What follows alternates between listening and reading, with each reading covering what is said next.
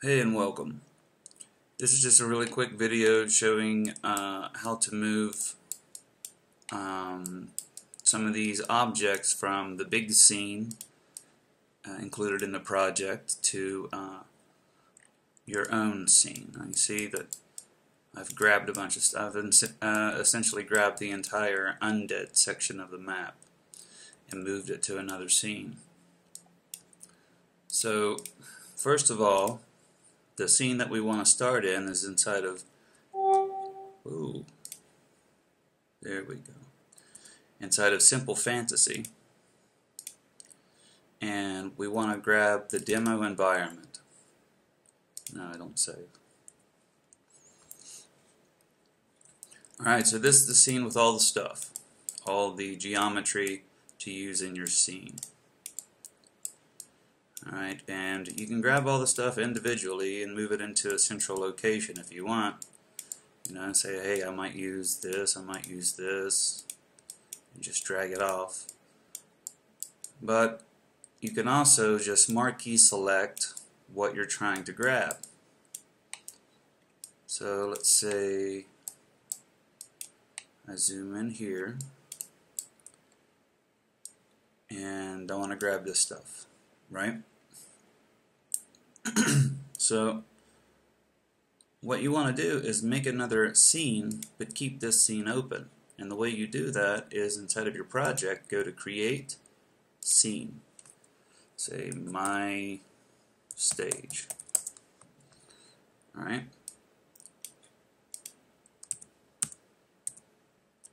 so I can undo until I go back to that big selection so I don't have to select it again.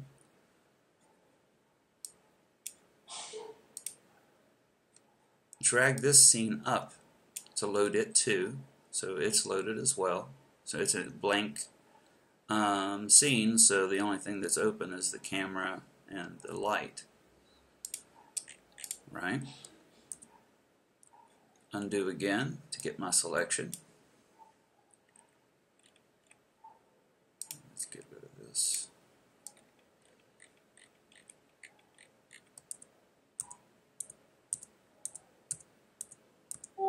Oh. Look at you go. Alright. So I have all this stuff selected. Copy it. Oh, sorry. Let's do it this way. Copy it. Oh, I was grabbing the stuff from the other scene. Alright, now copy it. Now drag it over here to this scene, drop it. And then you can close the initial scene. So just right click and unload the scene. Don't save it. And now we grabbed just what we had selected off of it. Alright, and you might grab some of the ground and maybe some pieces of it will be missing. But it doesn't really matter because it's just a big plane anyway. So you can just go in your hierarchy and create. Just create a cube.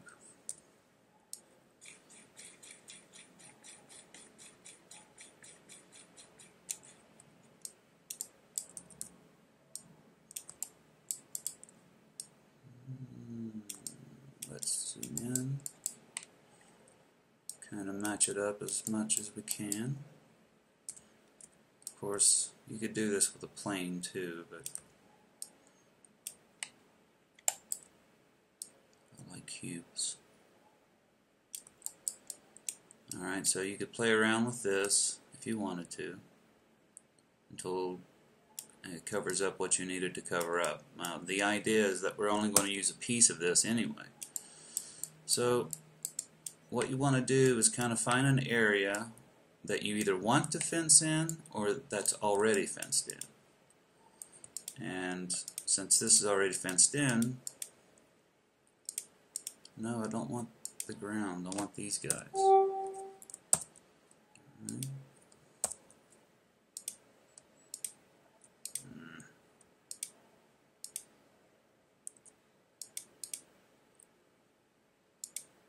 Just go select what, well, you know what, I'll just select it and then unselect it.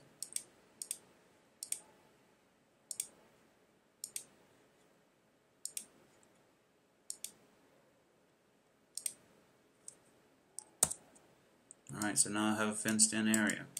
Now to make your character, and this will be the last bit that I show, and again, if you want to move in some things, you can. Now I'm just going to grab this wagon, move it to the middle. That'll be my center point that I'm going to try and protect.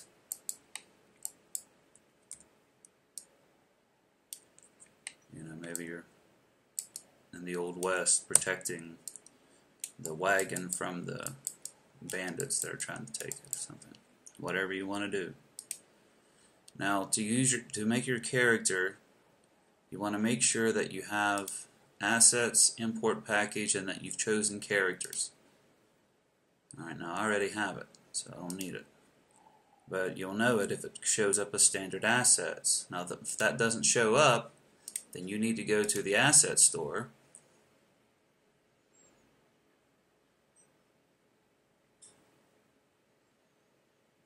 and download standard assets. Standard assets. Now it used to be you'd have to install this entire pack, but they've really made it slim down. It's a lot better now that you can just go in and select what pieces of that you want to use. But anyway, I'm updating this, but I don't really need to. Well, updates usually pretty good. Now keep in mind also, and I'm glad I just did that, it reminded me that you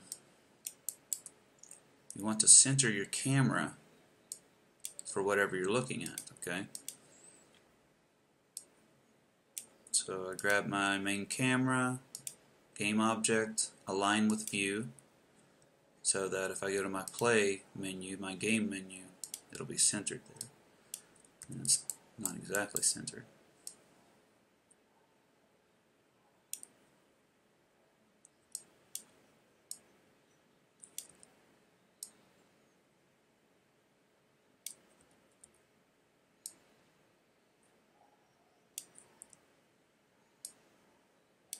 Alright. So if I look at my game view, that's what the game will look like. Now to make your character, now I'm finally around to this point. After you import that, okay, after you download standard assets, this should appear. Okay, if it doesn't already appear, go into standard assets, characters, and under third person controller, not the AI one, third person controller, this one, and drag it in. Now this is a multi-purpose standard issue third person controller. You can raise the scale on it and it doesn't really inhibit it in any way. How does that look? No, it's a little bit too small. Alright, so I'll make him this big and make the wagon this big.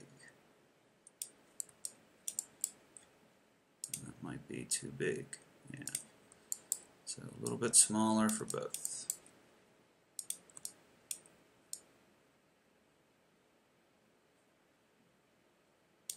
He's going to be oversized for the wagon. We'll just deal with it. Alright. So if we hit play, already you have this. Oh wait, I forgot. Yeah, these don't already have colliders. So just select the ground, and you'll have to go around the fence, but that's later.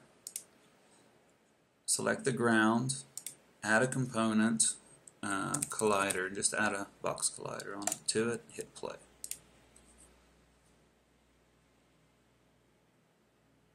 Alright, so if you just use your arrow keys now, or the ASD keys, you have your guy that will run around And now the wagon, he can run through that too. So to fix that, select the wagon, add a box collider.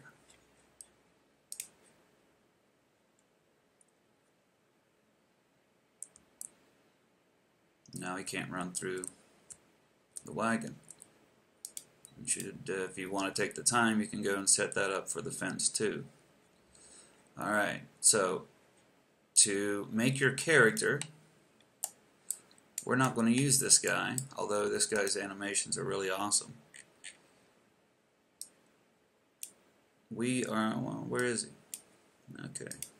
If you drop down the third person controller, and first of all, this crap's going to get on my nerves, so I'm just going to create an empty child of something there, drag that off, and I'll call this stage geo.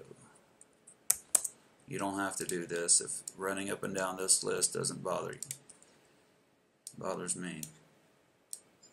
I'll drag all of that stuff onto the stage geo, not the character, not the camera, just all of the stuff in the stage. And now I can just expand, or it's like making a folder for this stuff. Alright. So if I expand the third person controller, you'll see that the third person controller part of him is just this piece. All of this extra stuff is just geometry. And if you disable that, now you can't see the character, but if I go over to the scene, you can see that he is moving.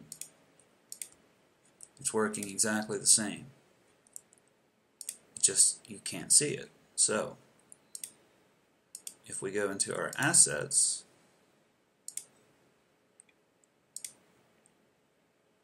and we drag in some geometry that's animated, parent it to here, and then we want to zero it out so it's right in the middle of it, and then hit play. Third person controller is now working with a different piece of geometry. Now it's not going to completely match up, as you can see, because if I look at the guy, the collider for him is very, very large.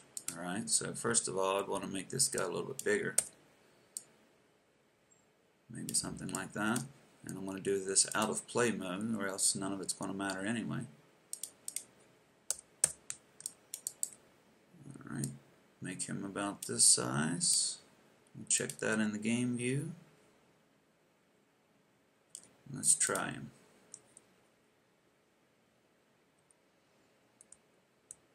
Alright, so it moves around. And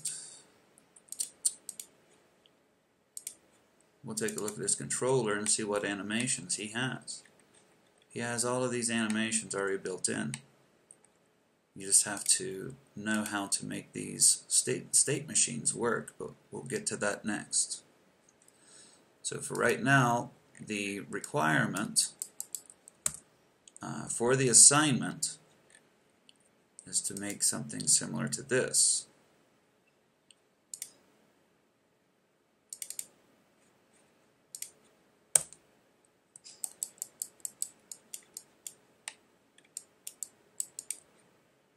Need to make the player,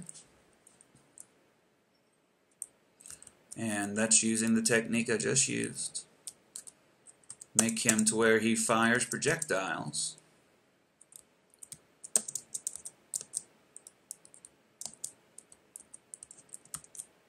And presumably, whenever the projectiles hit the guys, I don't know why this other guy's not working, they should disappear. Maybe it doesn't, and it looks like it doesn't have a collider. Weird.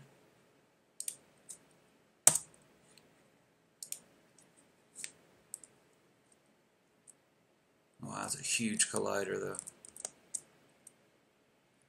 Alright, so that was what was wrong with him. And as you can see, it's another fenced-in area with a central thing to guard. And he can fire projectiles and destroy the enemies. So that's what you need to have for next class. As far as how to do the rest, well, we've been doing that for 2 weeks. Alright, so that's it. See you in class.